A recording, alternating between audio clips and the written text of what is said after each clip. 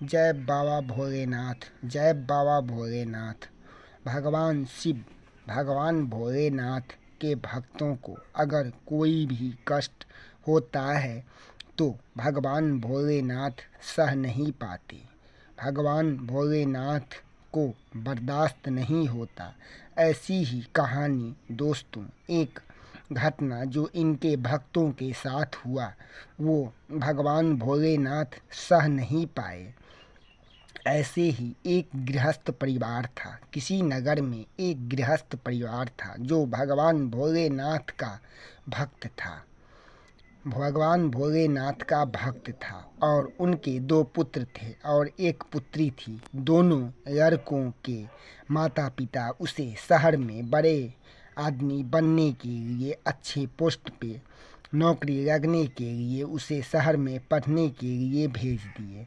शहर में पढ़ने के लिए अच्छी से पढ़ाई करके वो दोनों अच्छी पोस्ट पे उन दोनों को नौकरी भी लग गई और फिर नौकरी लगने के बाद उसको अच्छे परिवार में शादी भी हो गया। फिर उनके जो बेटी थी उसको पढ़ने में मन नहीं लगता था। उनकी जो बेटी थी उसको पढ़ने लिखने में मन नहीं लगता था और वह फिर उसे पूजा पाठ ही करना, भजन कीर्तन ही करना और भगवान भोलेनाथ का शिव चर्चा ही करना अच्छा लगता था और भगवान भोलेनाथ का पूजन करना ही उसे अच्छा लगता था।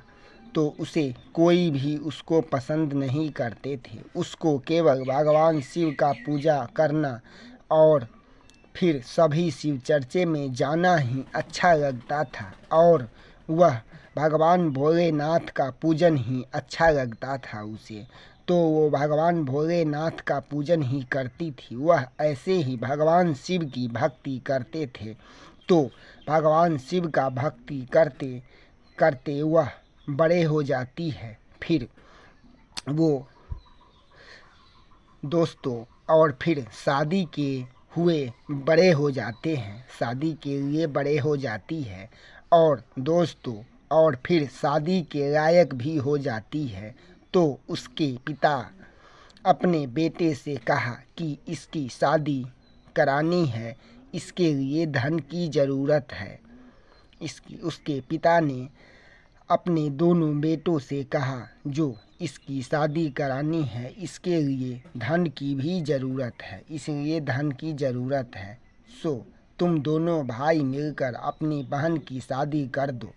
उनके दोनों पुत्रों ने जवाब दिया कि हम कैसे इसकी शादी करेंगे, ये बेटी तो आपकी है, तुम्हारी बहन नहीं है।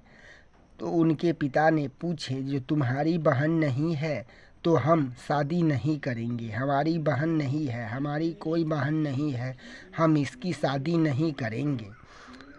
तो अपने बेटे की यह बात सुनकर वो उनके पिता अपने बेटी से बोले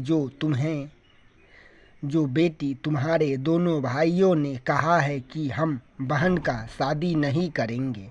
तो बेटी ने जवाब दिए कि कोई बात नहीं है पिताजी, हम ये सारे बात भगवान भोलेनाथ से कहेंगे।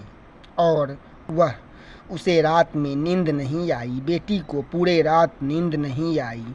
वह पूरी रात सोया नहीं, वो जगी का जगी ही रह गई। फिर वह सुबह हुआ और सुबह फिर भोलेनाथ का पूजन किया, मंदिर में गई। सुबह होते ही नहा धो कर के मंदिर में गई और फिर भगवान भोलेनाथ का पूजा की और किसी दरवाजे पे कहीं शिव चर्चा हो रहा था वहाँ उनकी बेटी बैठ गई और फिर भगवान भोलेनाथ से विनती करने लगी। फिर शिव चर्चा खत्म होने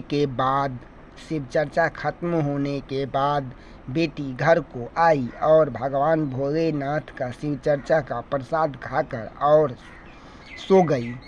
सुबह देखिए भगवान भोलेनाथ का चमत्कार, जो उसके भैया का और भाभी का फ़ोन आया। फिर पूरे परिवार भगवान भोलेनाथ की कृपा से मिल गए। भगवान भोलेनाथ के कृपा से पूरे परिवार मिल गए। फिर ऐसे तो उनकी बेटी ने तो उसके पिता ने बोले, जो ये सब क्या है बेटी? तो बेटी ने बोला, ये भगवान भोलेनाथ का चमत्कार है। एक हो गए और फिर पूरे परिवार एक हो गए और फिर बेटी की शादी बड़ी धूमधाम से हुआ। दोस्तों देखिए, भगवान भोलेनाथ की कृपा से सभी एक हो गए और पूरे आनंद से रहने लगे। जय बाबा भोलेनाथ के सभी भक्तों के लिए जय बाबा भोलेनाथ। जो भी भक्त हैं उनके बाबा भोलेनाथ के वो कभी भी निराश नहीं होते। जो भी भगवान भोलेनाथ के भक्त हैं वो कभी भी निराश नहीं होते। वो सुखी सदैव सुखी ही रहते हैं। उनको कोई भी कष्ट नहीं होता। कोई भी कष्ट होता है तो भगवान भोलेनाथ सह नहीं पाते हैं। कहानियाँ हिंदी में सुनने व देखने के लिए दोस्तों लाइक करें, चैनल को सब्सक्राइब करें। दोस्तों हम भगवान भोलेनाथ की असीम कृपा से हमें ये सब कहानियाँ मिल जाते हैं और हम एक कहानी और लेके आ